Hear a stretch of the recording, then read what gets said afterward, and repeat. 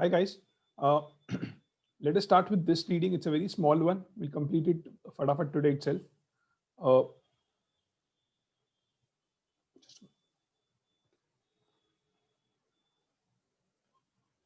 it's the basic macroeconomics, uh, the monetary and fiscal policy. Let us start. You guys know you can scribble your notes on the sidelines. Just an announcement. A lot of videos are pending to be uploaded, and I was finding it difficult because YouTube wasn't allowing me to distribute those as privately. So what I've decided now is what I did today is I've set up another YouTube channel, another account, or uspe I'm just putting as public videos and I'm going to share it to you so you guys can watch it.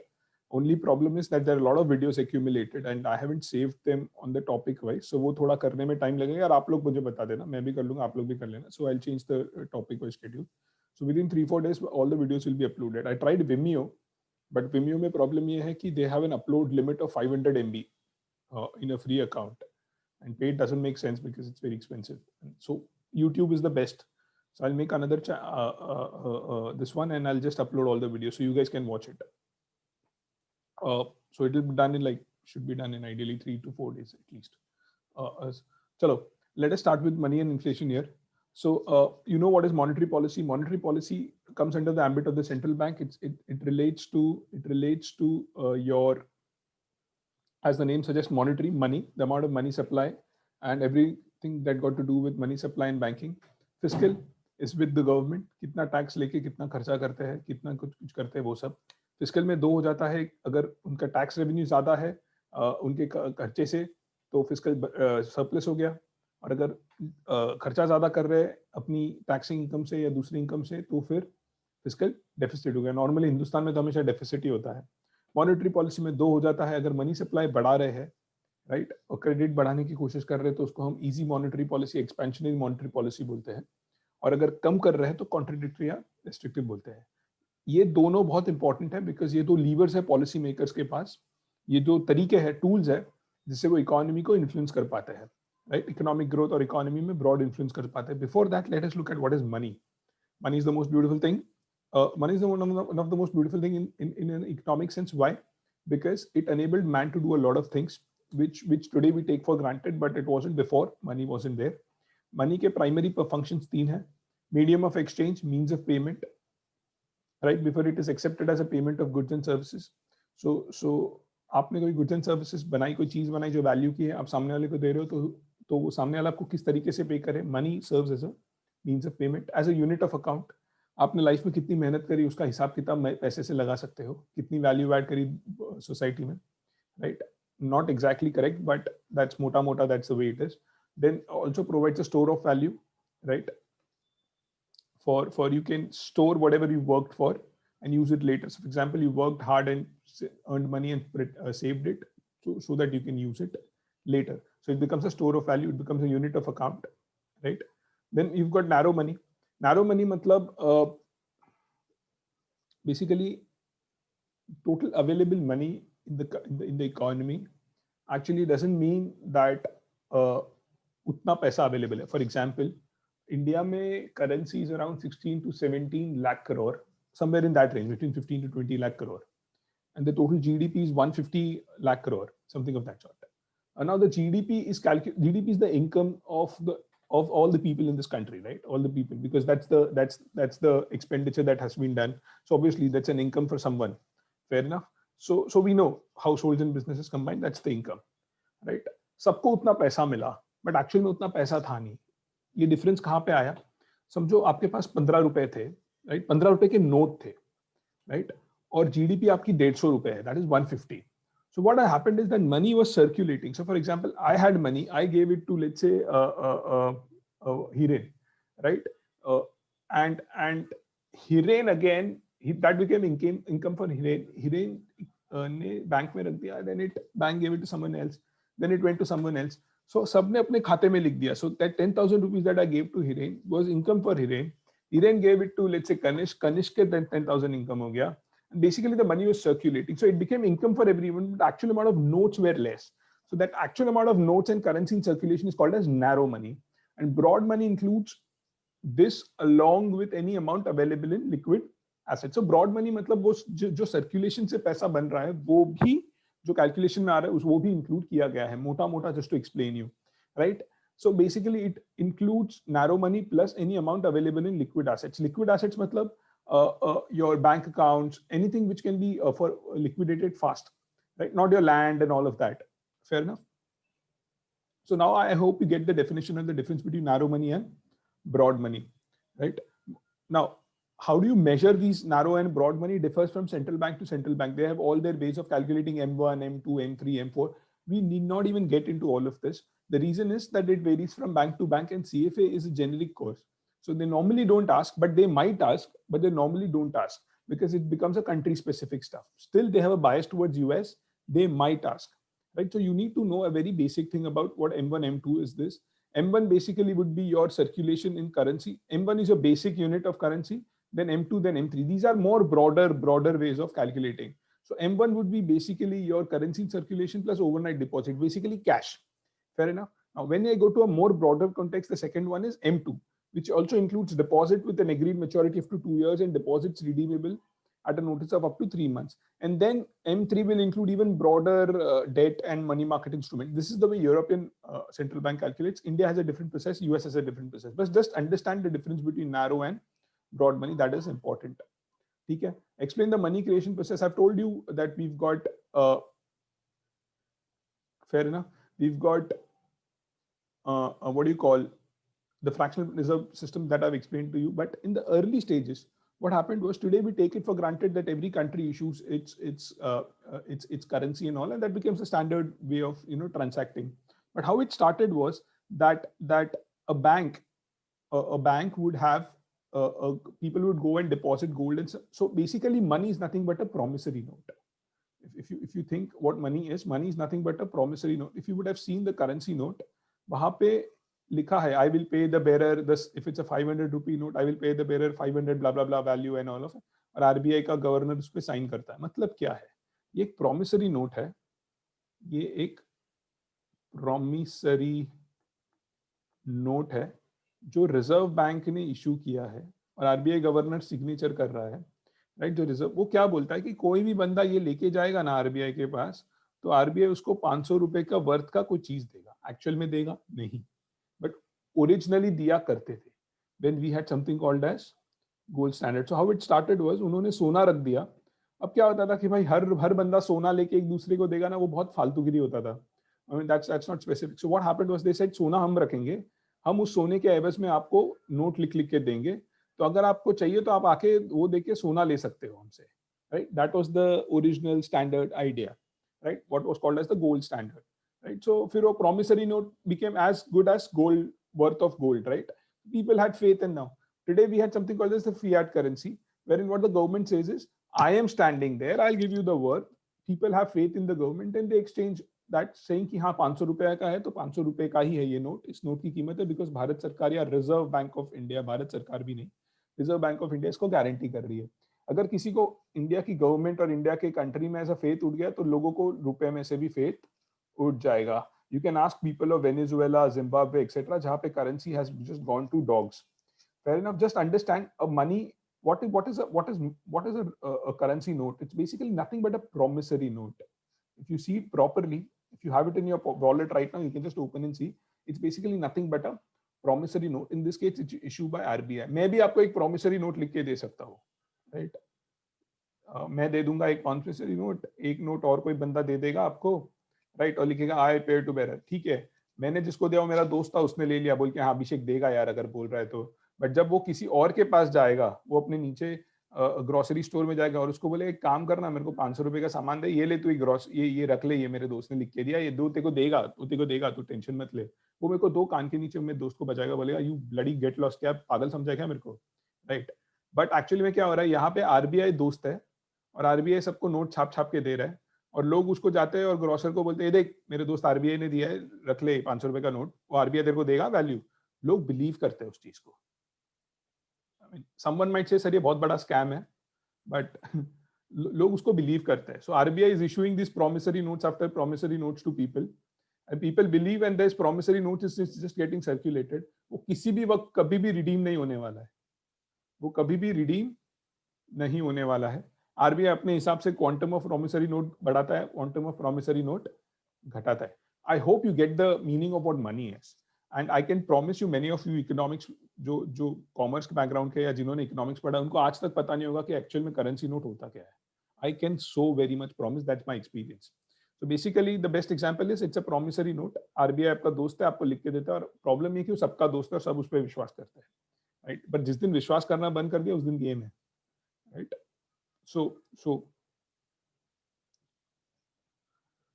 फिर हमारे यहाँ और एक चीज हुई जिसको हम बोलते हैं fractional reserve banking. Fractional reserve banking जिसके तहत क्या होता था कि I have already told you this but let's do that again. बड़ा मस्त है ये कि भाई 1000 रुपए का नोट था, 1000 रुपए की मेरी करेंसी थी, बैंक में आरबीआई ने नॉर्म रखा है कि 10% रिजर्व रखना पड़ता है जो भी. तो मैंने जाके मेरे बैंक में end of the day bank में ही जाएगा, ग्रोसर को दो किसको भी दो, कोई ना कोई तो जाके उसको बैंक में डिपॉजिट करने ही वाला है, राइट. सब कैश तो रखने से रहे, किसी को प्रॉपर्टी खरीदनी तो बैंक में जाके डिपॉजिट, फिर किसी को चेक देगा. तो बैंक में गया 1000 रुपया सॉरी बैंक ने 10% निकाल के मस्त से रिजर्व रख दिया क्योंकि आरबीआई बोलता है, और वो 1000 रुपया लेंड किया. मिस्टर एक्स गया बैंक के पास, बैंक ने दिया वाई को पहुंच गया 900 रुपया. वाई ने और आगे जाके उसकी बैंक को दिया 10%, उसकी बैंक में. Basically it will keep on happening. So what are the quantum of money that's created depends on the reserve, कितना रिजर्व रिक्वायरमेंट है. So the formula here is the new deposit divided by the reserve requirement. So समझो 10% reserve requirement है, 10 गुना create होगा. So for example 1000 divided by 0.1 will be 10,000 का broad money create होगा economy में. So by changing this reserve requirement, RBI can affect the total amount of credit and money available in the economy. Now do you get one thing? Do you get the money is basically fiat money is kind of credit, because याद है आपका दोस्त RBI promissory note तो एक तरीका उधारी है. Money is nothing but form of credit. You get the relationship between money. और फिर होता क्या, एक बंदा दूसरे को दिया, दूसरा बंदा तीसरे को दिया, चौथा बंदा चौथे को दिया. So basically more money is getting created, right? Then you've got this money multiplier thing. Obviously कितना गुना मनी बनेगा. So अगर 10% है रिजर्व रिक्वायरमेंट तो 10 गुना बनेगा 0.1 10 टाइम्स, राइट. 5 गुना है तो 4 गुना बनेगा. Any doubts till now?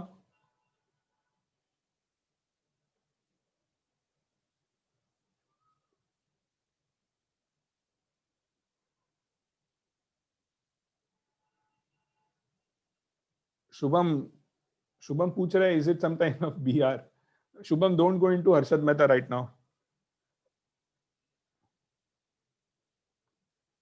Right. So the relationship between money and price level. We'll do Harshad Mehta thing someday else after your CFA exams, just for fun, just to understand what happened. And if you get to read chapter 3 in the book Scam, you would know how these conditions got created, and it was not that one man just went ahead and did a scam. The entire system was kind of, and stupid policies by government were also part of it. So if you get to read chapter 3 of the book Scam, it's a beautiful one. I mean, थोड़ा complicated है, beautiful. But अगर आपको चाहिए तो अपन exam के बाद कभी एक दिन बैठ के टाइम पास में डिस्कस कर लेंगे, ठीक है. तो relationship between money and price level, ये तो हम पिछले चैप्टर में भी बात कर चुके हैं. MV is equal to P by Y. मैंने बोला था भाई 100 एप्पल है, वही गुड्स एंड सर्विसेज है, तो महंगाई कैसे बनेगी? तो money into the velocity into price into, तो जीडीपी 100 एप्पल की है आपकी, राइट. एक का समझो 10 रुपए है तो 1000 रुपए की आपकी जीडीपी हो गई, which is this part of the equation. At the other and RBI ने 10 रुपए के ही नोट छाप रखे हैं, तो 10 गुना या 100 गुना सर्कुलेट होंगे. सॉरी 100 रुपया कर देते, 10 गुना सर्कुलेट होंगे. This becomes the velocity, this becomes your money supply, right. Now अगर आरबीआई ने अगले साल 100 ही एप्पल बने, राइट, और हमारी वेलोसिटी 10 है, बट आरबीआई ने करेंसी 120 कर दी और छाप दिए नोट, तो क्या होगा? ये तो कांस्टेंट है, ये बदला नहीं, समझो. हमारे एप्पल प्रोडक्शन उतना के उतना है, वेलोसिटी भी उतनी है. ये तो फिर इस तरफ क्या होगा? इस तरफ 12 रुपए होना पड़ेगा. The nominal prices have to go up, so inflation has to go up if the other two remain constant. अभी क्या हो रहा है? सेंट्रल बैंक्स ये वाला इक्वेशन तो छापे जा रही है, नोट छाप जा रहे हैं. Just to give you perspective, in the year 2020, at the end of the year 2019, if there were $100 in the world, at the end of the year 2020 there are $140. That is the 40% increase in monetary base of United States, right? 40% increase in the amount of dollars printed, printed. And in last 5, 6, 7 years, it has gone up by 5 to 7. I don't remember the exact, but 5 to 7 times. If you see the graph, it is like this. Now you will say, sir, अगर ये इतना बढ़ गया, ये 5 गुना बढ़ा दिया M, तो फिर भाई साहब यहाँ पे इन्फ्लेशन होना चाहिए था ना, Y तो उतना ही होता है, तो P बढ़ना चाहिए था. हुआ क्या कि ये वेलोसिटी गिर चुकी है. ये ग्राफ ऐसे जाता है, the amount of note printed and the velocity like this. But ये वेलोसिटी जिस दिन पिक हुई उस दिन इन्फ्लेशन बढ़ेगा, रेट्स वो लोग अचानक से बढ़ाएंगे, फाइनेंशियल क्राइसिस हो जाएगा. होगा ही होगा, कब होगा वो नहीं पता, बट होगा जरूर. Fair enough. So because we are doing an experiment in terms of monetary policy, which we have never done. So it's like a patient is given a medicine. So what happened is the patient is dying, right? He's very bloody serious. So the doctor says, now what has happened with the doctor is, the last time such similar situation came was in 1929, right? In 1929, what happened was there was a crazy fall in velocity, right? There was a crazy fall in confidence. So this was also getting hammered. So instead of increasing the money supply, what happened was the Federal Reserve didn't take any steps. And what happened, there was hundreds and hundreds of banks who started failing, right? Because हुआ क्या, लोगों का faith उड़ गया, कुछ banks उड़ी तो बाकियों पे भी run हो गया और वो banks भी उड़ गई, अच्छी banks भी उड़ गई. So the money supply in the economy kind of collapsed and the velocity collapsed. What happened was the prices collapsed and the real output, and we had something called as the Great Depression. Right, Great Depression. तो फिर उसका जब economist ने analyse किया तो बोला this was a mistake, they should have printed more money. So now what happened is into 2008 7 8 we had a crisis and Ben Bernanke was the federal reserve का this chap, right. Ben Bernanke is an expert on great depression. His PhD thesis was on great depression. तो बंदे ने बोला कि, and Ben बर्नांके ने एक statement issue किया था that we were sorry that we didn't act into 1929, but we will never commit that mistake again. And this guy just went printing money like there is no tomorrow, literally no tomorrow, right? And that became a template. Now again we had a crisis in COVID, again economies were slump, and the employment graph was like this, and the economy. So again they right now it's not Bernanke, it's Powell. They again have started printing money like absolutely crazy, absolutely crazy. So what happened here is, we have this situation where the monetary base has gone up by 40% in a year.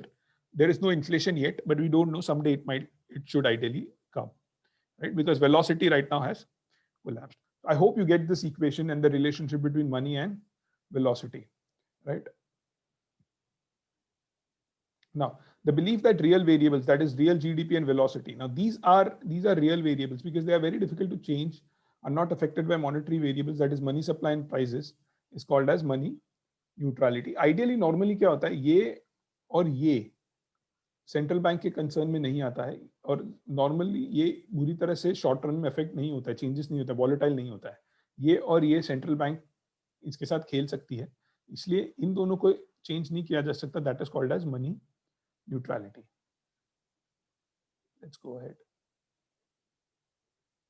Theory for demand for money. Demand, पैसे की demand किन factor से influence होती है? Transaction demand. अगर transaction करने हैं आपको बहुत सारे, तो आपको पास पैसा लगेगा, राइट. अगर जैसे जीडीपी बढ़ेगी तो ऑब्वियसली ट्रांजैक्शंस बढ़ेंगे, एक बंदा दूसरे को बेचेगा, दूसरा तीसरे को, चौथा पांचवे को, तो ट्रांजैक्शंस बढ़ेंगे तो ऑब्वियसली पैसे की डिमांड बढ़ेगी.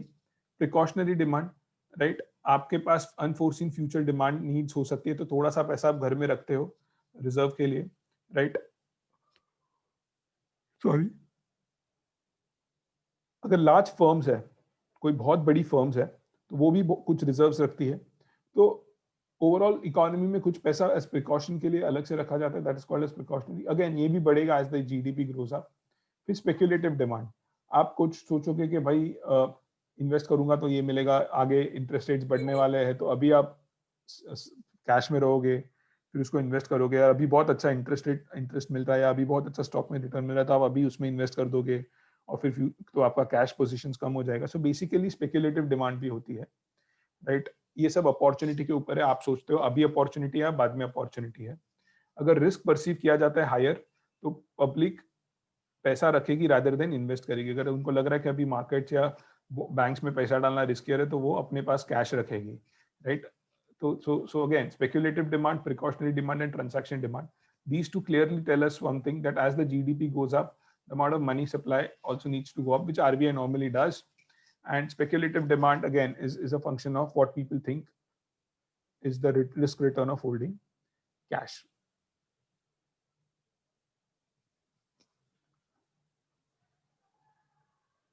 Sorry.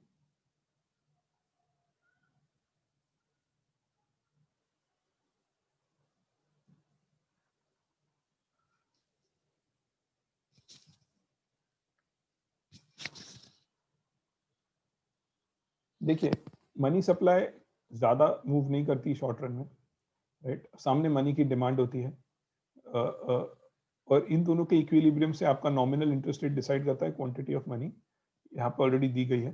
सो बेसिकली होता क्या है, at so I star is the nominal interest rate decided here. If we talk about this level, what's happening at this level is there is excess supply of money leading to purchases of security, right? Because the money supply here is more than what is being demanded, right? If you see this, yahan pe, this area, this is the excess money supply. So in that case, what will happen is people will start buying securities, and at this basis there is more demand for money, but actual में उतना पैसा supply है नहीं. सो लोग अपना securities बेच के पैसा जनरेट करना शुरू करेंगे. Now the supply of money is determined by कौन? Central bank, and is independent of interest rates. This account for inelastic curve. होता क्या है, as I told you, the central bank supplies the amount of money. So ये inelastic होता है. ये इतना interest rate के हिसाब से सेंट्रल बैंक डिसाइड नहीं करती ज्यादा पैसा दो. Central bank is not in the business of making money, so they have other factors, economic stability XYZ. इसलिए ये जो होता है ये काइंड ऑफ इनइलास्टिक होता है, not affected by nominal interest rate. इसलिए वर्टिकली फ्लैट है, स्ट्रेट, यहाँ पे स्ट्रेट वर्टिकल लाइन है. ये जो शॉर्ट रन में जो इंटरेस्ट रेट्स होती है, ये इंटरसेक्शन होता है डिमांड और सप्लाई का. इन द लॉन्ग रन क्या होता है कि भाई अगर सेंट्रल बैंक पैसे की सप्लाई बढ़ाती है तो इंटरेस्ट रेट्स आपके कम हो जाएंगे, नॉमिनल इंटरेस्ट रेट्स आपके कम हो जाएंगे. Just need to know the effect. ये सेंट्रल बैंक अगर बढ़ाएगी तो क्या होगा इंटरेस्ट रेट्स की तरफ. Now describe the Fisher effect. Fisher क्या बोलता है कि भाई जो नॉमिनल इंटरेस्ट रेट है वो कुछ नहीं है, वो it's a function of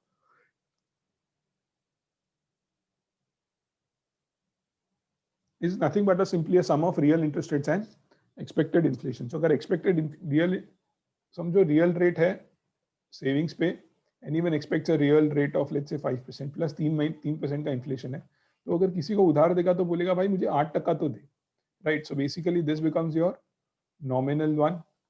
this is actual what someone wants, real rate of interest, plus वो इन्फ्लेशन के लिए तो कंपनसेशन मांगेगा ना भाई, इन्फ्लेशन के लिए तो कंपनसेशन मांगेगा.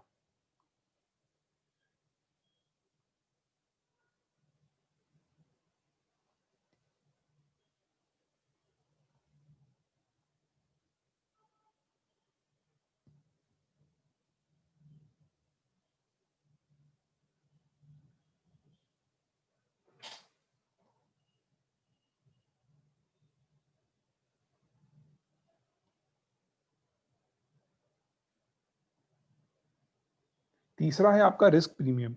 रिस्क प्रीमियम मतलब समझो ये था कि बंदा डिफॉल्ट नहीं करेगा, तो रियल प्लस इन्फ्लेशन प्लस अगर कोई रिस्कियर बंदे को दे रहे हैं, गवर्नमेंट को नहीं दे रहे किसी, तो जितना रिस्की होगा उतना ज्यादा आप रिस्क प्रीमियम मांगोगे. So that is the third component of your nominal returns. देखते हैं सेंट्रल बैंक का क्या क्या काम है, हमारे RBI सर का क्या काम है, बहुत फेमस है. सप्लायर सोल सप्लायर है, राइट? आप और मैं नहीं कर सकते हैं बट इलीगल है. करते हैं कुछ लोग नोट छाप के, बट आइडियली ऐसा कहते हैं कि RBI is the sole supplier, right? पहले क्या था कि भाई कानून में ऐसा लिखा है कि भाई सिर्फ सेंट्रल बैंक बना सकती है. अगर पहले गोल्ड की बैकिंग हुआ करती थी, राइट? फिर उसके बाद गोल्ड की बैकिंग हटने के बाद लॉ से उसको लीगल टेंडर बना दिया गया. अगर किसी टैंजिबल चीज से उसको ये नहीं किया गया, it's not backed by any tangible thing, then it is called as fiat money, right? और फिएट मनी की वैल्यू कब तक है? जब तक लोग उसकी कीमत करते हैं. तो ये पूरा एक बिलीफ सिस्टम है. जब तक लोग भरोसा करते, जब तक जिस दिन लोग भरोसा करना छोड़ दिए, उस दिन लोग भरोसा करना छोड़ दिए. Now after this session gets over, I'll discuss something because ये भरोसे वाली बात निकली, and how I'll talk about Soros's theory of reflexivity. अगर किसी को interest है, after the session 10 minutes I'll think about that. An example of Tesla, where does that fit into it? And because suddenly while telling about this मेरे दिमाग में आया. So after 10 minutes after the session, if any other people can leave, जिनको interest है वो रुक जाना. So banker to the government, Bharat सरकार की बैंक है, उनका खाता है, स्टेट गवर्नमेंट्स का खाता है, तो उनका जो भी पैसे का लेन देन है वो उनकी इन्वेस्टमेंट बैंकर है हमारे आरबीआई. बॉन्ड अगर रेज करना है, उनका जो भी बॉन्ड इशू करने हैं वगैरह वगैरह आरबीआई संभालता है. रेगुलेटर है, सुपरवाइजर है पेमेंट सिस्टम्स का, ऑब्वियसली बैंकिंग रेगुलेटर है तो फिर पेमेंट्स का भी वो रेगुलेटर है. लेंडर ऑफ लास्ट रिसोर्ट, अगर किसी के पास पैसा नहीं है, बैंक्स के पास या फिर भारत सरकार के पास, तो हमारा लेंडर ऑफ लास्ट रिसोर्ट है हमारे आरबीआई सर. और आरबीआई सर के पास तो पैसा छापने का पावर है, तो फिर क्या ही टेंशन है, वो फोन लगाएंगे मोदी जी और यहाँ पे अपने शक्तिकांता दास जी छापना शुरू कर देंगे. ठीक है. Holder of gold and foreign exchange reserves, मैंने आपको पहले बता चुका हूँ कि फॉरेन एक्सचेंज रिजर्व्स कैसे बनते हैं, और आरबीआई हमारा होल्डर है और किसी के पास नहीं है, ये आरबीआई ही मेंटेन करता है, राइट. और कंडक्टर ऑफ मॉनेटरी पॉलिसी सबसे बड़ा इंपॉर्टेंट फंक्शन है भाई. मॉनेटरी पॉलिसी संभालता है, कितने नोट अंदर घुसाने कितने बाहर निकालने सिस्टम से, ये इनका काम है. इंटरेस्ट रेट क्या रखना है क्या नहीं रखना है, repo reverse repo, SLR, CRR, this that, MCLR, सब ये भाई डिसाइड करते हैं हमारे आरबीआई सर. ऑब्जेक्टिव क्या क्या है? सबसे प्रिंसिपल ऑब्जेक्टिव ये कहा जाता है कि भाई महंगाई को कंट्रोल में रखो, राइट. क्योंकि हमने देखा है कि मनी सप्लाई के हिसाब से महंगाई इफेक्ट होती है. तो ऑब्वियसली जो बंदा मनी सप्लाई ऊपर नीचे कर रहा है उसको ये जिम्मेदारी इसलिए दी गई है ताकि महंगाई को वो कंट्रोल रख सके. इसीलिए एक इंडिपेंडेंट इंस्टीट्यूशन को दिया गया है. दिल्ली से नहीं आता, बंबई से होता है. ये एक अलग से इंस्टीट्यूशन बना गया है जिसका नाम है आरबीआई, जिसका गवर्नर इंडिपेंडेंट होता है. आइडियली गवर्नर का दिमाग घूमे तो प्रधानमंत्री को भी बोल सकता है नहीं करूंगा, सिंपल एज इट गेट्स. इसलिए रघुराम राजन जी को बाहर निकाला गया क्योंकि वो डीमोनेटाइजेशन कभी करने नहीं देते, राइट. इसलिए हमेशा आरबीआई गवर्नर और फाइनेंस मिनिस्ट्री में पंगा होता ही है. और सिर्फ इंडिया नहीं, इंडिया के बाहर यूएस वगैरह में भी होता है. ट्रम्प सर ट्वीट करते हैं कि हम निकाल देंगे फेडरल रिजर्व, बंद कर देंगे, ऑल ऑफ दैट. कर कुछ नहीं सकते, बकवास करते हैं, बट होता है, राइट.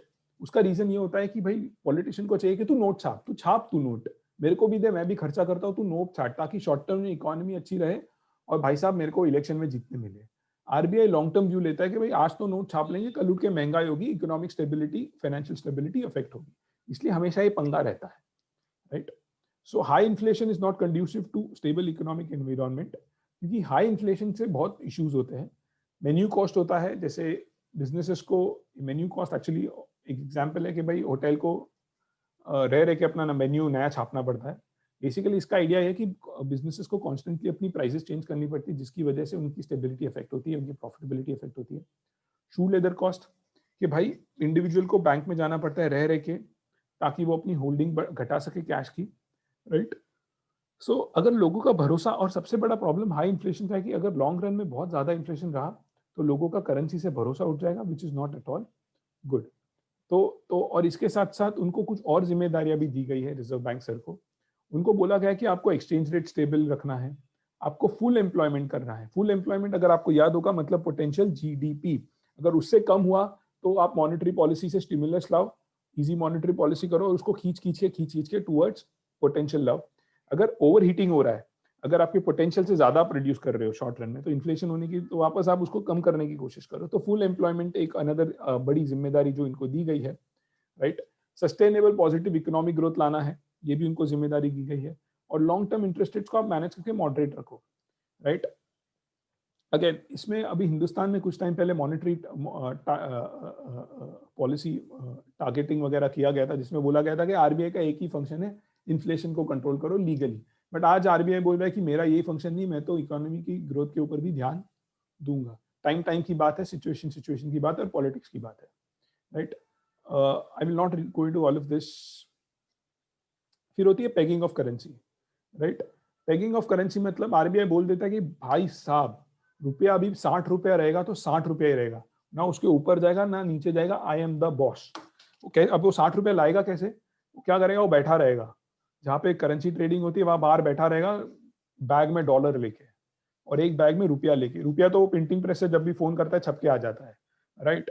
फिर वो देखता है, और रुपए की वैल्यू, डॉलर रुपए की वैल्यू तो भाई डिमांड सप्लाई से डिसाइड होती है, डॉलर रुपए की वैल्यू तो भाई डिमांड सप्लाई से डिसाइड होती है। तो आरबीआई बाहर बैठा है बॉस बन के, सिगरेट पी रहा है आराम से कुर्सी रख के, तो समझो बहुत ही ज्यादा डॉलर की डिमांड बढ़ गई। तो डॉलर की डिमांड कब बढ़ेगी, जब डॉलर लोग खरीदना चाह रहे हैं और रुपया बेचने के लिए निकल रहे हैं, रुपया बेचने के लिए निकल रहे हैं, खरीदना, तो मार्केट में इसकी सप्लाई ज्यादा है, सॉरी इसकी डिमांड ज्यादा है और इसकी सप्लाई ज्यादा है, बट इसकी कोई डिमांड नहीं कर रहा है रुपए की। उस वक्त आरबीआई आएगा आएगा मैदान में। तो अगर ऐसा होगा तो डॉलर स्ट्रांग होते जाएगा और रुपया कमजोर होते जाएगा, तो 60 से समझो 65 हो गया, तो आरबीआई कूदेगा मार्केट में और आरबीआई क्या बोलेगा, जितना रुपया है ना मैं रुपया खरीदूंगा 60 पे, जिसको बेचना है बेचो। तो फिर क्या होगा, वो अपने डॉलर का बैग खोलेगा, डॉलर फेंकना चालू करेगा लोगों पे, रुपया लाओ रुपया लाओ रुपया लाओ 60 रुपए पे। He will try and push. अब ये कब तक कर सकता है, जब तक जितना आएगा ना 60 पे उसको खरीदने की कैपेसिटी है तो वो कर सकता है। So again the ability to keep it pegged when your currency is depreciating, right, your currency is depreciating when you want it to appreciate, depends on कितने फॉरेक्स रिजर्व्स पड़े हैं आपके पास। ठीक है, अगर आपके पास बहुत फॉरेक्स रिजर्व पड़े तो आप आराम से पेग कर सकते हो। दूसरा, अगर रुपया स्ट्रांग होते जा रहा है, रुपए की डिमांड बढ़ रही है, रुपया 55 हो गया और आरबीआई बोलेगा नहीं मैं तो चाहता हूँ 60 पे ही रहे, तो आरबीआई क्या करेगा, आरबीआई बोलेगा मार्केट में जितने डॉलर है लाओ, मैं रुपया बेच रहा हूँ 60 पे, रुपया बेच रहा हूँ 60 पे, रुपया बेच रहा हूँ 60 पे, राइट। और ऐसे करके वो फॉरेक्स रिजर्व्स बढ़ते जाएंगे उसके, और वो रुपया छाप छाप के इशू करेगा। So basically that is the idea of pegging. Bharat में सॉफ्ट पेगिंग होती है, हार्ड पेग नहीं होता। सॉफ्ट पेग मतलब आरबीआई एक पर्टिकुलर रेट नहीं बोलता, आरबीआई का कहना क्या है कि भाई ये जो मार्केट की डिमांड और सप्लाई करेंसी का एक्सचेंज रेट डिसाइड करेगी, मेरा काम सिर्फ इतना है कि मैं वॉलेटिलिटी नहीं रखूंगा, एक साथ 5-5 रुपए का चेंज नहीं होने दूंगा, चाहिए तो 8 आना करके बढ़ाओ, मेरे को कोई प्रॉब्लम नहीं है। Contrast the cost of expected and unexpected inflation. एक second,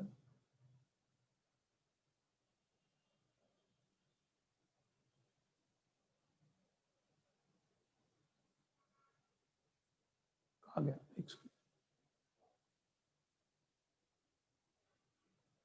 Guys, is it okay if we extend the lecture by like some time?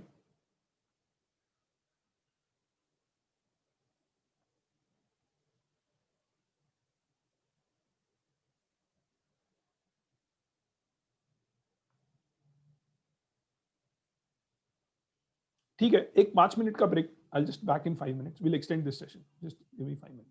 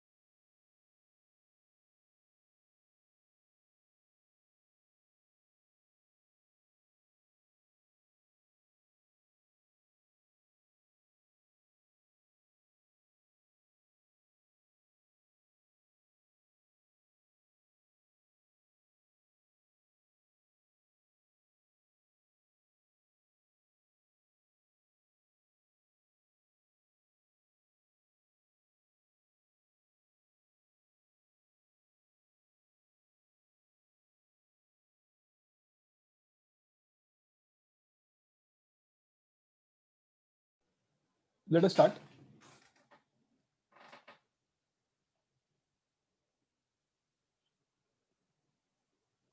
अब देखते हैं कॉस्ट ऑफ एक्सपेक्टेड और अनएक्सपेक्टेड इन्फ्लेशन। ऐसा नहीं है कि इन्फ्लेशन सब बुरा बुरा है, इन्फ्लेशन थोड़ा सा चाहिए हमें,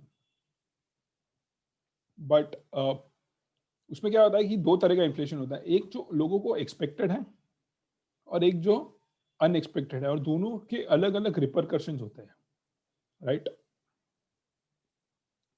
अगर अनएक्सपेक्टेड इन्फ्लेशन हो रहा है तो उसका कॉस्ट इकोनॉमी में ज्यादा होगा, right? Because it will feed into inflationary expectations, but we'll come to that little later. वो थोड़ा बहुत एडवांस हो जाएगा आप लोगों के लिए। बट अब लेट्स से सिचुएशन कि भाई आपकी एक्सपेक्टेड इन्फ्लेशन 6% है, सबको पता है कि हर साल नॉर्मली अगले साल प्राइसेस 6% से बढ़ेगी, और एक्चुअल इन्फ्लेशन भी 6% हुआ, राइट? तो ये जो इन्फ्लेशन हुआ ये प्रॉपरली लोगों को एक्सपेक्टेड था, एंटिसिपेटेड था, ये अनएक्सपेक्टेड इन्फ्लेशन जीरो रहा, राइट? सो होगा क्या कि बिकॉज लोगों को पता है कि ये साल 6% से प्राइसेस बढ़ेगी, तो लोगों ने क्या किया, प्रोड्यूसर शुभम जो अपने फैन बना रहे उन्होंने भी आधे टक्के से अपना प्राइसेस हर महीना बढ़ाना शुरू कर दिया। जो शुभम के यहाँ काम करते उन्होंने भी आधे टक्के से अपना वेजेस बढ़ा दिए। सब कुछ प्यार मोहब्बत से चलते रहा, राइट? तो हर साल हर महीने कोई कोई किसी को तकलीफ नहीं। अब हुआ क्या कि एक इफेक्ट क्या होता है हाई इन्फ्लेशन का, अगर वो एंटिसिपेटेड है फिर भी, is that the cost of holding money rather than interest bearing securities higher because its purchasing power decreases steadily. This will decrease the quantity of money people are willing to hold and impose some cost of frequent movement of money from interest bearing securities to cash or non interest bearing deposit accounts to facilitate transaction. अगर बहुत ज्यादा inflation होगा ना तो क्या हो रहा है कि रुपए की वैल्यू घटे जा रही है, तो आप कम से कम कैश रखना चाहोगे। आप या तो उसको इन्वेस्ट करोगे या फिर आप उसको बैंक में रखोगे, राइट? तो उसका एक कॉस्ट है, वो फ्रीक्वेंट मूवमेंट का एक कॉस्ट है, राइट? ट्रांजैक्शन फैसिलिटेट करने के लिए, as I told you, shoe leather cost and the menu cost. To some extent technology and internet have decrease this cost of moving money between accounts, but still this cost are there. But इससे भी ज्यादा cost impose होते हैं economy में जब unanticipated inflation पैदा हो जाता है। जब इन्फ्लेशन या तो ज्यादा है या कम है जो आप सोच रहे थे उससे, आप जो सोच रहे थे वैसा नहीं हो, या तो कम हो गया या ज्यादा हो गया। अगर ज्यादा हुआ तो borrowers gain at the expense of lenders as loan payment in the future are made with the currency that is। समझो इन्फ्लेशन आपने एक्सपेक्ट किया था 6%, राइट? हमने फिशर वाला फॉर्मूला देखा था कि इंटरेस्ट रेट कैसे डिसाइड होता है, आपका real plus inflation plus risk premium. आपने इन्फ्लेशन एक्सपेक्ट किया था 3%, और आपने लोन दे दिया, समझो ये था 5, 3 + 2, 10% पे लोन दे दिया, बट इन्फ्लेशन निकला भाई साहब 8%। 8%। तो एक्चुअल में आपको जो मिला वो 2% रियल मिला, रिस्क प्रीमियम तो कुछ मिला ही नहीं, राइट? तो ऐसे में क्या हो गया, वेल्थ ट्रांसफर हो गया। अगर आपको पता होता कि 8% है तो आप कितने पे देते, 5 + 8 + 2 दैट इज 15%, और आपने दिया कितने में, 10%। फायदा किसका हुआ, बोरोवर का फायदा हुआ, borrower ka. So what happens is if there is unanticipated inflation increase, right, the real rates are very low or might go into negative, and that benefits the borrower, right? और अगर उसका उल्टा हुआ, आप 3% expect कर रहे हो तो एक्चुअल में इन्फ्लेशन हो गया 1%, कौन ज्यादा दे रहा है अभी? अभी बोरोवर ज्यादा दे रहा है। फायदा किसका हुआ, सेवर या लेंडर का? ठीक है।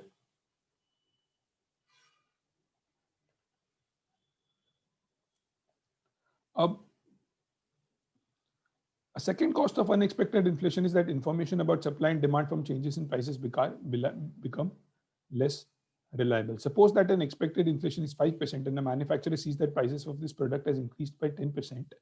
It is anticipated that there is increase in demand for the product, and manufacturers start increasing capacity in response to perceived increase in demand.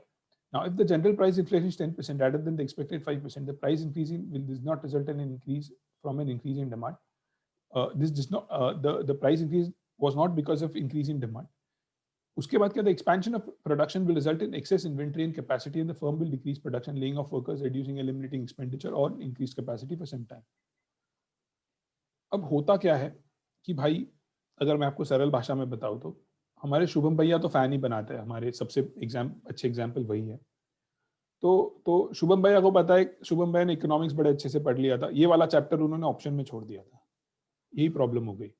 But उन्होंने पहले वाले चैप्टर जो डिमांड सप्लाई वाला जो था ना, बेसिक वाला माइक्रो, वो बड़े अच्छे से पढ़ लिया था। तो शुभम को पता है कि भाई साहब जब डिमांड बढ़ती है सप्लाई से ज्यादा, तब प्राइसेस बढ़ती है। क्यों शुभम, सही बात है ना?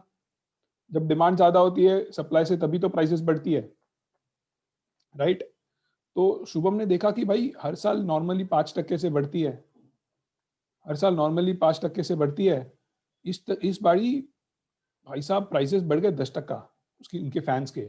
शुभम ने दिमाग लगाया, बोला इकोनॉमिक्स पढ़ा है मैंने, सीएफए वीफए करा है, तो बोल दिया भाई डिमांड बढ़ गई हमारे प्रोडक्ट की, सब वर्कर को वापस बांध दिया फैक्ट्री में, बोला बनाओ और बनाओ, तुमको हम ज्यादा बेच देंगे, और 2-4 वर्कर को लेके आओ नए।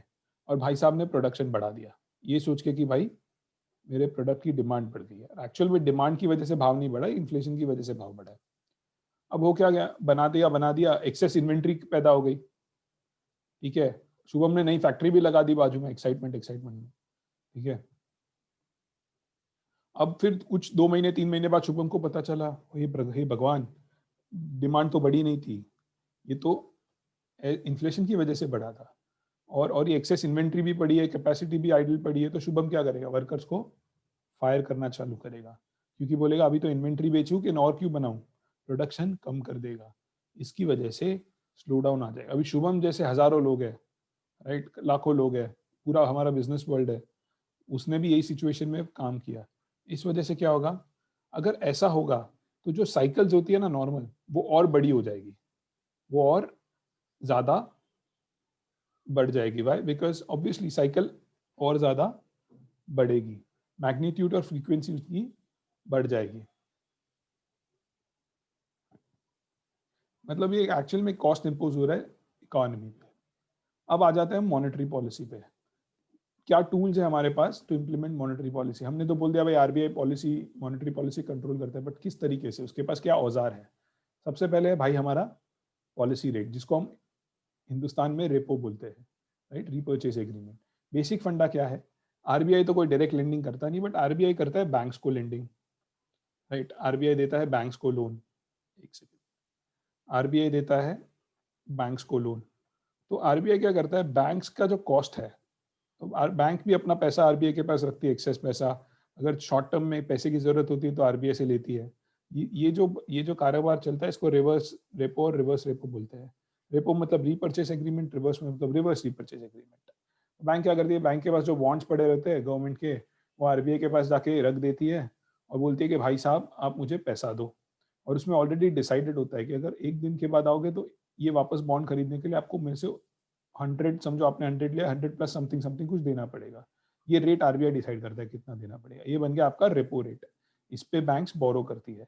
रिवर्स रेपो मतलब बैंक के पास बहुत पैसा पड़ा है तो बैंक जाती है आरबीआई के पास, बोलती है आरबीआई ये मेरा पैसा रख लो, आरबीआई ने रेट डिसाइड किया हुआ है, आरबीआई उसको बॉन्ड दे के पकड़ा के बोलता है टेंशन ना लो, ये बॉन्ड रख, वापस मेरे को बेचने आना, मैं तेरे को पैसा दे देगा, ठीक है। तो ये चलता है हमारा रेपो रिवर्स रेपो। अब आरबीआई क्या करता है, ये शॉर्ट टर्म के लिए होता है, ये शॉर्ट टर्म के, आरबीआई को 10 साल के लिए तो देती नहीं है बैंक्स को। तो इससे क्या हो जाता है कि आरबीआई कॉस्ट ऑफ, जो बैंक का कॉस्ट ऑफ फंड्स है उसको इन्फ्लुएंस करने की कोशिश करती है by changing the repo and reverse repo. जो आपने सुना होगा, RBI has reduced the rates by this, RBI monetary policy hawkish bullish blah blah blah. This is basically nothing but trying to influence the rate. अब क्या जरूरी है कि banks के रेपो अगर घटाए जाए तो बैंक्स भी आगे रेट घटाएगी? नहीं, ये जरूरी नहीं है। इसको बोलते हैं, इसके बीच के फासले को बोलते हैं मॉनेटरी ट्रांसमिशन। और ये हमेशा उसी तरीके से नहीं होता है। अगर बैंक्स को नहीं देना है, बैंक्स बोलेगी हम नहीं देना है, हमको रिस्की लग रहा है तो हम नहीं देंगे, बट एक लेवल के बाद देना पड़ता है, भली इंटरिम में बैंक्स दे या ना भी दे। आज की तारीख में बैंक्स दुनिया भर का कैश लेके बैठी है, at least in India, but they are kind of risk averse, because उनको डर लग रहा है कि कोविड में और लोन देंगे तो शायद वापस पैसा आएगा नहीं, ठीक है। फिर आरबीआई और क्या कर सकती है, आरबीआई रिजर्व रिक्वायरमेंट बदल सकती है। जैसे हिंदुस्तान में हमारे पास SLR और CRR है, वैसे और भी जगह दूसरे अपने अपने ये है रिजर्व रख सकती है। वो हमने जो बोला था ना 10% रिजर्व रखने का, वो यही था। अगर वो रिजर्व्स घटाएगी तो ऑब्वियसली मॉनेटरी सप्लाई बढ़ जाएगी, और रिजर्व रिक्वायरमेंट बढ़ाएगी तो मॉनेटरी सप्लाई घट जाएगी। कैसे होता है हमने ऑलरेडी देख चुके हैं मनी मल्टीप्लायर के तहत। तो तीसरा है आपका ओपन मार्केट इन्फ्लेशन। समझो आरबीआई ने रेपो रिवर्स रेपो करा, बट अभी आरबीआई को है ना बॉन्ड मार्केट में भी रेट्स घटाने हैं, राइट? तो आरबीआई क्या करेगा? आरबीआई जाएगा, हमको एक रिलेशनशिप तो पता है, there is an inverse relationship between interest rates and prices, right? There is an interest rates and prices, एक इनवर्स रिलेशनशिप है। तो भाई आरबीआई क्या करेगा? जब आरबीआई को रेट घटाने हैं तो धड़ाधड़, और prices are decided by your demand and supply of a particular bond, right? The price of that particular bond is decided by. तो आरबीआई क्या करेगा? आरबीआई बॉन्ड बाइंग चालू कर देगा। आरबीआई धड़ाधड़ कैश लेके जाएगा सिस्टम में, बोलेगा ये लो कैश, और धड़ाधड़ धड़ाधड़ बॉन्ड्स लेना चालू कर देगा। अब लोगों के पास कैश आ गया, आरबीआई बोरे मतलब बैग्स भर भर के फेंक रहा है ऐसे बॉन्ड ट्रेडर्स पे, बोल रहा है खींच खींच के उनसे बॉन्ड्स ले रहा है। सब आरबीआई ने बॉन्ड ले लिए। अब क्या होगा? कैश सिस्टम में बढ़ गया, वो जाके अपने बैंक में डालेंगे, ब्ला ब्ला, तो टोटल मनी सप्लाई बढ़ जाएगा इकोनॉमी में, राइट? टोटल मनी सप्लाई बढ़ जाएगा। तो आरबीआई क्या कर रहा है? इंटरेस्ट रेट घटाने की, और मीनवाइल बॉन्ड्स खरीदे जा रहे हैं, तो बॉन्ड की प्राइसेस बढ़ रही है, यील्ड्स घट रही है, तो any which ways interest rate कम हो रहा है, मनी सप्लाई बढ़ा रहा है वो। और उसका उल्टा भी कर सकता है, जब उसको लग रहा है इन्फ्लेशन बहुत ज्यादा है, मनी सप्लाई घटानी है, तो आरबीआई सब अपने बॉन्ड्स एक बैग में भर के लेके जाएगा, धड़ाधड़ बॉन्ड्स फेंकना चालू करेगा, और कॉलर पकड़ेगा बॉन्ड ट्रेडर का, बोलेगा कैश ला कैश ला कैश ला। उस सिस्टम से कैश निकाल रहा है। और एनी विच जब वो बॉन्ड सेलिंग कर रहा है, तो बॉन्ड की सप्लाई बढ़ गई, सामने डिमांड नहीं है, तो बॉन्ड की प्राइसेस घटेगी और यील्ड्स बढ़ना शुरू हो जाएगी। मतलब कॉस्ट ऑफ बोरोइंग सबके लिए बढ़ जाएगी। ये जो तरीका है इसको हम बोलते हैं open market operations. So you have three, you've got your overnight rates, policy rates जिसको बोलते हैं, you've got your reserve requirements and you've got your open market operations। कोई शक किसी को, कोई डाउट? ये चैप्टर पढ़ के आप रोज का समाचार न्यूज़पेपर पढ़ सकते हो, बिजनेस न्यूज़पेपर, बहुत सारी चीजें आपको समझ में आएगी, right? Any questions till now?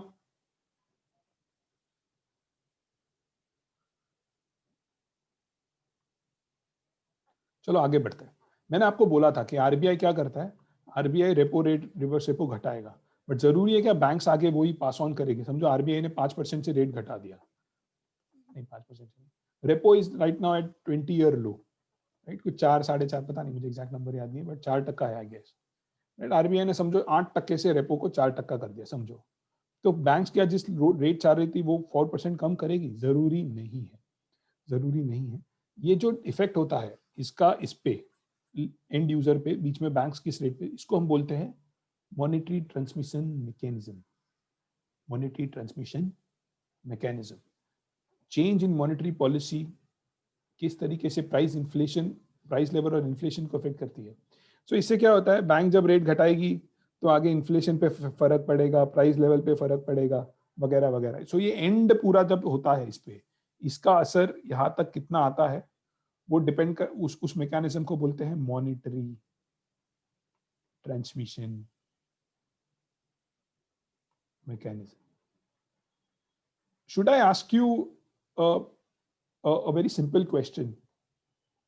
What is the effect of, I'm just asking you, I'm just wonder if you guys can answer, थोड़ा सा हटके है। विजय माल्या सर ने एनपीए कर दिया, इसका आप पे और मेरे पे क्या असर पड़ा? Related with monetary transmission mechanism. I just give you 2 minutes, अगर किसी को आ रहा है तो बता दो, नहीं तो फिर हम आगे बढ़ेंगे। वो लॉस। Hello sir. हाँ, कौन बोल रहा है? या कंटिन्यू, जय जय कंटिन्यू।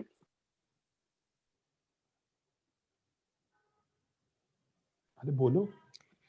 हाँ हेलो सर, विकास बोल रहा हूँ। हाँ बोलिए। उससे क्या वो जो मैकेनिज्म है उस पर प्रेशर होगा, और रेपो रेट और बैंक रेट में थोड़ा गैप जो है वो थोड़ा बढ़ेगा, क्योंकि वो लॉस रिकवरी मोड में चला जाएगा सारा। You are right.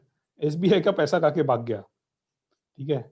एसबीआई बोलेगी ये तो भाग गया, मैं गया था खाता खोलने, मैं दिख गया एसबीआई को।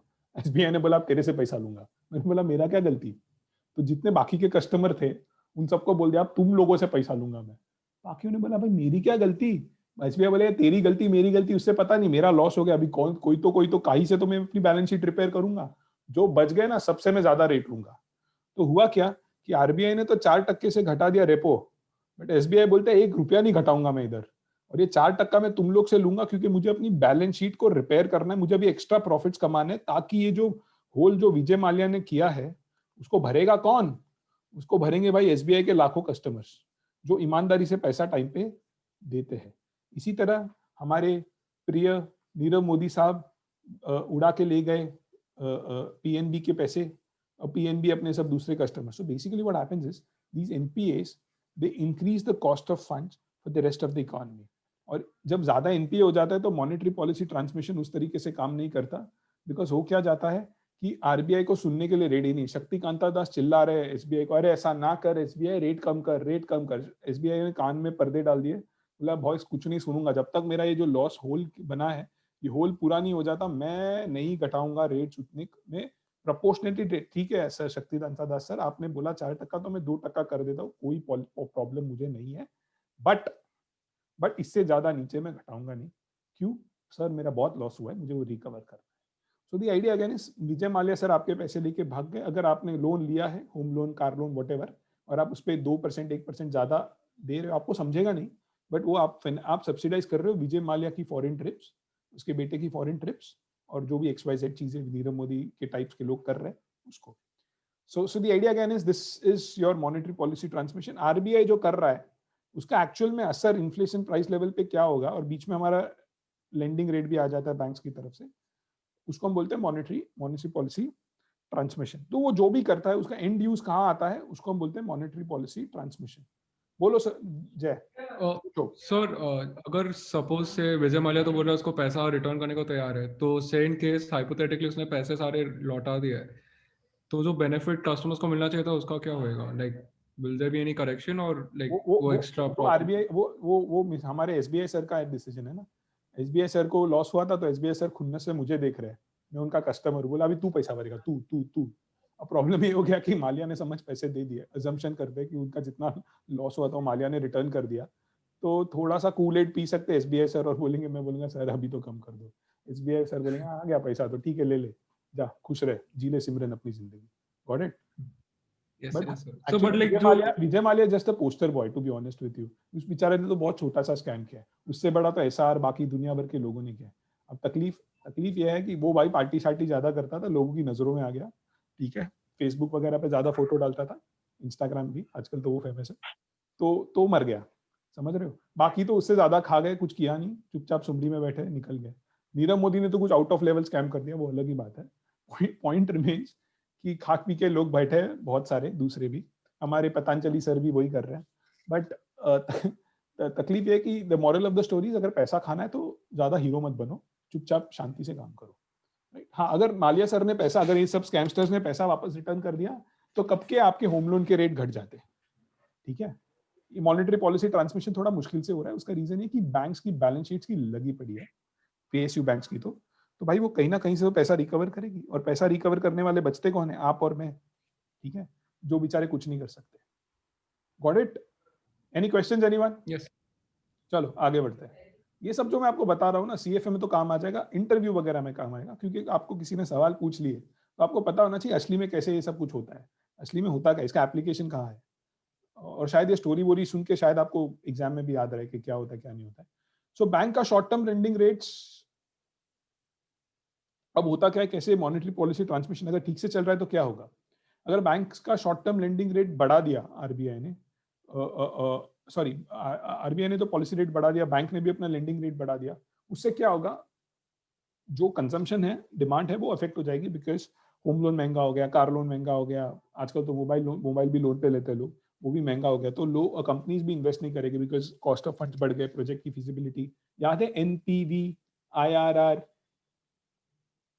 आपको समझ रहा है, याद आ रहा है? एनपीवी नेगेटिव हो जाएगा अगर कॉस्ट ऑफ डिस्काउंटिंग फैक्टर बढ़ जाएगा, अगर कॉस्ट ऑफ फाइनेंसिंग, हाँ, तो ये होगा, इन्वेस्टमेंट प्रोजेक्ट्स कम हो जाएंगे, और इस वजह से डिमांड कम होगी तो हमें अपने ग्राफ्स, आई होप आपको ग्राफ्स याद है, demand will shift towards the right, toward the left and XYZ, and it will affect the aggregate demand curve will shift, and that will affect the price levels. Getting it? तो मोटा मोटा फंडा है कि भाई demand को ऊपर नीचे करने की कोशिश करता है आरबीआई, बीच में बैंक से जो उसकी ठीक से सुनते नहीं है बहुत बारी, बट ठीक है, गेम चलता है, चलता है, ये इनका आपस का मामला चलते रहता है. Bond prices, equity prices, asset prices in general will decrease as the discount rate applied to future expected cash flows increase. Valuation पढ़ा है आप लोगों ने, टाइम वैल्यू ऑफ मनी भी पढ़ा है आप लोगों ने, आप लोग एक्सपर्ट्स हो. अगर आपको याद नहीं है तो आई एम वरीड, बट किसी भी एसेट की वैल्यू इज कैश फ्लोज को डिस्काउंट करके ऐड करते हैं, राइट. अगर आपका डिस्काउंटिंग रेट आप बढ़ा रहे हो या घटा रहे हो तो उससे उसकी वैल्यू इफेक्ट होगी. तो अगर आप डिस्काउंटिंग रेट घटा रहे हो, राइट, तो एसेट्स की वैल्यू बढ़ेगी. तो आरबीआई क्या करता है, आरबीआई करता है वेल्थ इफेक्ट क्रिएट. आरबीआई ने क्या किया, रेट घटा दी. तो रेट घटाने से मेरा स्टॉक का वैल्यूएशन मॉडल बोलता है मेरा स्टॉक का वैल्यू ज्यादा है तो उसका प्राइस बढ़ जाता है, मेरे बॉन्ड का वैल्यू ज्यादा है, मेरे घर की वैल्यू ज्यादा है, ब्ला ब्ला ब्ला, और मुझे लगता है मैं बन गया पैसे वाला. अगर मैं बन गया पैसे वाला तो वेल्थ इफेक्ट क्या बोलता है कि मेरा जो अगला पे चेक आएगा उसमें से ज्यादातर चीजें मैं पार्टी करूंगा, मैं सेविंग्स कम करूंगा, बिकॉज मैं बन गया पैसे वाला. Getting, that is your wealth effect, right? What we are discussing here is how the change in rates, affect your aggregate demand, second asset prices. So if you see, because the rates have gone down so low all around the world, we've seen a tremendous boom in equity markets, in other asset classes. Why? Because obviously the rate discounting factor is almost gone. So if the discounting factor goes to zero, technically, mathematically, the value of any asset is infinity, because you're dividing it by zero. Getting it? Now, both consumers and businesses may decrease their expenditures before their expectations for future economic growth decrease. अगर RBI rate घटाई जा रहा है, sorry बढ़ाई जा रहा है, तो लोगों को लगेगा कि फ्यूचर में इकोनॉमी में स्लो डाउन आएगा, तो लोग अभी पैसा कंजम्पशन कम कर देंगे, सेविंग ज्यादा बढ़ा देंगे, और बिजनेसेस भी एक्सपेंशन कम कर देगी, राइट. तो ये ब्रॉडली असर होते हैं, राइट. अगर आपने रेट्स बहुत बढ़ा दिए तो फिरंगी जो बैठा है, राइट, फिरंगी जो बैठा है वो देख रहा है, वो बोलेगा एक काम कर, इंडिया के बॉन्ड्स खरीदते हैं भाई साहब, रिटर्न ज्यादा मिलेगा, रियल रेट ज्यादा है वहां पे, इस वजह से आपकी डोमेस्टिक करेंसी एप्रिशिएट हो जाएगी. अगर आपकी डोमेस्टिक करेंसी एप्रिशिएट होती है तो आपके एक्सपोर्ट्स पे क्या हालत, उनकी हालत लग जाती है, राइट. सो ऐसे सब इंटरवाइंड इंटरकनेक्टेड चीजें हैं, आपको ये कनेक्शंस पता होने चाहिए, बिकॉज सीएफए आपको इनसे कनेक्शंस में सवाल पूछने में बड़ा मजा आता है उनको. वो चाहते हैं कि आप एनालिस्ट बनो, आप भली क्या चाहते हो मुझे नहीं पता, बट वो ऐसा चाहते हैं कि आप एनालिस्ट बनो. तो अगर आपको पसंद है या नहीं है, आपको ये इफेक्ट्स पता होने चाहिए at least to pass the exam. उसके बाद आप क्या बनो नहीं बनो, that's a different thing all together, right. Describe the qualities of effective central bank. अब मुझे अगर सेंट्रल बैंक्स को रेट करना है तो सेंट्रल बैंक्स को मैं किन चीजों पे रेट कर सकता हूँ, उनका सक्सेस. अगर समझो सेंट्रल बैंक इन्फ्लेशन टारगेटिंग उसका मेन एम है, उसने अपना ध्यान पूरा इस चीज पे लगा दिया कि भाई इन्फ्लेशन कंट्रोल करना है, तो 3 एसेंशियल्स क्वालिटी उस बैंक में क्या होनी चाहिए. सबसे पहले होनी चाहिए इंडिपेंडेंस. इंडिपेंडेंस मतलब दिल्ली का फोन ही नहीं उठाए, अमित शाह फोन कर रहे हैं, शक्तिकांता दास फोन ही नहीं उठाएगा, silent, right, phone switch off, right. बोले मुझे फोन ही नहीं उठाना, मैं करूंगा जो मुझे करना है, तू जा चने लेने, मेरे को लगता है इन्फ्लेशन ज्यादा है, मैं रेट्स बढ़ाऊंगा, इकोनॉमी में स्लो डाउन आए तो आए, तू इलेक्शन हारे तो हारे, मुझे उससे मतलब नहीं है. तो इसके पहले सुब्बा राव और चिदम्बरम साहब में झगड़ा था, वाई वी रेड्डी और चिदम्बरम साहब में झगड़ा था, फिर रघुराम राजन है उनका झगड़ा था. तो ये कॉमन सी बात है कि वर्ल्ड ओवर सेंट्रल बैंक और गवर्नमेंट के बीच में झगड़ा चलते रहता है. मैंने आपको पहले भी बताया क्यों. इंडिपेंडेंस को अगर आपको इवैल्यूएट करना है तो 2 चीजों पे करोगे, एक ऑपरेशनल इंडिपेंडेंस, एक टारगेट इंडिपेंडेंस. अब अगर इन्फ्लेशन टारगेटिंग कर दिया तो आरबीआई ने क्या बनाया, आरबीआई ने एक रेट का टारगेट डाल दिया 6-7%, बोला मैं इस रेट के आसपास ही रखूंगा, राइट. और फिर उस रेट के लिए वो मॉनेटरी पॉलिसी सेट करना शुरू करता है. अब इंडिपेंडेंस इन्फ्लेशन टारगेटिंग में फर्स्ट ऑफ ऑल इंडिपेंडेंस होना चाहिए. रेट पता चला रेट बनाता है गवर्नमेंट और आरबीआई को बोलता है तू सिर्फ इसको टारगेट कर, राइट. तो उसमें ऑपरेशनल इंडिपेंडेंस है बट टारगेट का इंडिपेंडेंस नहीं है. अगर टारगेट भी वो बनाते हैं तो टारगेट का भी इंडिपेंडेंस है, ठीक है. एक आपको अगर आपको इंटरेस्ट हो तो ऐसे ही मुझे बताना कि इंडिया में जो मॉनेटरी पॉलिसी फ्रेमवर्क है उसमें आरबीआई का ऑपरेशनल इंडिपेंडेंस और टारगेट इन्फ्लेशन बोथ है या नहीं है. व्हाट्सएप पे मुझे अपडेट कीजिएगा. क्रेडिबिलिटी, क्रेडिबिलिटी आरबीआई के लिए सबसे इंपॉर्टेंट क्या होता है, क्रेडिबिलिटी. आरबीआई ने बोला मेरा 3% का टारगेट है तो he has to do everything to achieve that 3% का टारगेट. क्योंकि क्या हो गया कि आरबीआई सबसे बड़ा गुंडा है टाउन में. अरे भाई कहाँ चले गए सब कुछ, एक second, I have lost it.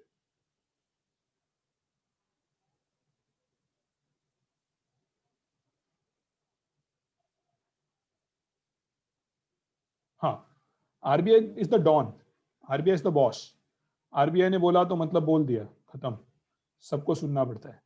तकलीफ ये है कि अगर आरबीआई ने बोला और आरबीआई ने फिर किया नहीं उसके तरफ, तो अगली बार से आरबीआई पे कोई भरोसा नहीं करेगा और फिर आरबीआई को बहुत मुश्किल हो जाएगी वो चीज करने में। आपको बताता हूँ कैसे। अगर आरबीआई ने बोल दिया कि मैं रुपए की वैल्यू 60 रखूंगा, राइट, और आरबीआई ने बोल दिया ना, तो लोग एनी विच वे 60 के ऊपर खरीदेंगे नहीं, क्योंकि आरबीआई ने बोला है बॉस। आरबीआई ने बोला है, कौन लफड़ा लेगा आरबीआई से, कौन पंगा लेगा भाई, वो नोट छाप सकता है, दुनिया भर के फॉरेक्स रिजर्व पड़े, उससे कौन पंगा लेगा। एक ट्रेडर दूसरे ट्रेडर को बोलता है। बट अगर आरबीआई ने, फिर एक कोई ट्रेडर है ना, उंगलीबाज ट्रेडर है, उसने क्या किया, 62 पे करना शुरू किया और आरबीआई ने इंटरवीन नहीं करा। आरबीआई सिगरेट पीते पीते सो गया ऑफिस के बाहर। अब हुआ क्या, 60-62 हो गया। अब सब लोगों ने बोला आरबीआई किधर है, आरबीआई है ही नहीं, आरबीआई गायब। बोला ये आरबीआई येड़ा है, ये कुछ करता नहीं है, पागल आदमी है, इसका कुछ सुनने का नहीं है, इसे बकबक करता है, कुछ एक्चुअल में इंप्लीमेंट करता नहीं है। फिर अगली बार क्या होगा, लोग 63 पे ट्रेडिंग कर रहे हैं, 64 पे कर रहे हैं। आरबीआई नींद में से आया, बोला नहीं 60 इज द लेवल। लोग बोल रहे पकाता है ये, इसका सुनने का नहीं। लोग अपना ट्रेडिंग किए जा रहे हैं, डर निकल गया। डर निकलने की वजह से अब आरबीआई को बहुत सारे डॉलर्स खरीदने पड़ेंगे to bring that value to 60। उसके पहले उसको कुछ नहीं करना पड़ता, एक ही ट्रेडर को मार देता ना तो कोई लफड़ा ही नहीं होता, बट क्रेडिबिलिटी खत्म हो गई तो उसको कंट्रोल करने में बहुत ज्यादा एफर्ट्स लगते हैं।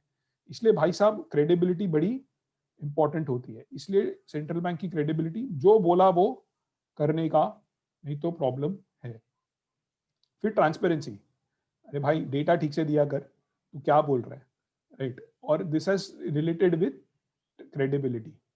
अगर वो कुछ बोल रहा है तो प्रॉपर डेटा भी देना चाहिए, नहीं तो क्रेडिबिलिटी फिर से खराब होगी। अब हम ये वाला जो पार्ट होता है ना, ये रिलेशनशिप्स वाला, ये बड़ा तो वो घटा, वो घटा तो वो बड़ा, ये सीएफए में बड़ा इंपॉर्टेंट है। एज आई टोल्ड यू, वो चाहते कि आप एनालिस्ट बनो। आप क्या चाहते हो वो मुझे नहीं पता। Explain the relationship between monetary policy, economic growth, inflation, interest rate, exchange rate. बड़ा मजा आता है ये सब, ये सब बहुत कॉमन सेंस भी है।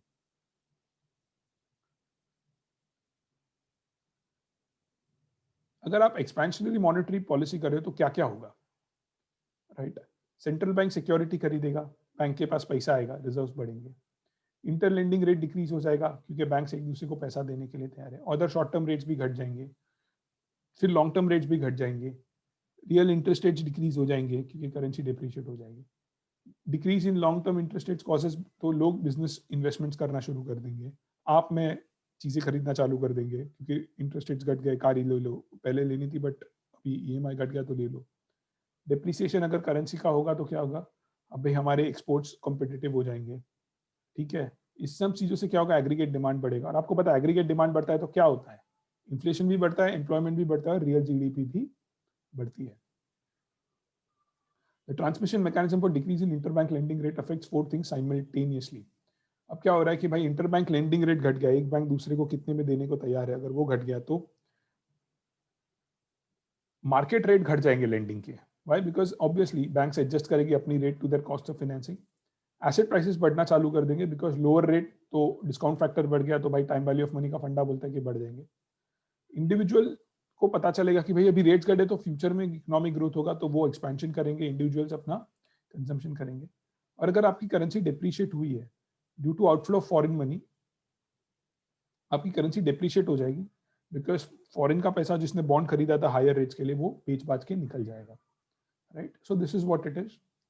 Contrast the use of inflation, interest rate and exchange rate targeting by central banks. मैंने बोला सेंट्रल बैंक के पास बहुत काम होता है। कुछ सेंट्रल बैंक्स को बोला जाता है कि आप ये सब काम करो, कुछ बोलती है हमारे पास एक ही काम करेंगे, कुछ क्या बोलती है भली बहुत काम दिए, अभी ये इंपॉर्टेंट है, अब ये मैं करूंगा या whatever. So contrast the use of inflation, interest rate, exchange rate targeting. अब क्या होता है कि ये तीनों चीज करना है ना, थोड़ा सा मुश्किल होता है। It's called the Trinity thing. Guys what I will do is will stop here. जो थोड़ा सा पार्ट है ये और सेकेंड चैप्टर अपन कल करते हैं। Is that okay? ये वाला आप रीडिंग करो, बहुत सिंपल चैप्टर है, बहुत ही इजी चैप्टर है, इजी पिकिंग है, इसमें से एक भी मार्क्स जाना नहीं चाहिए, ठीक है। कल करते हैं नेक्स्ट वाला पार्ट, 7:30 टुमारो।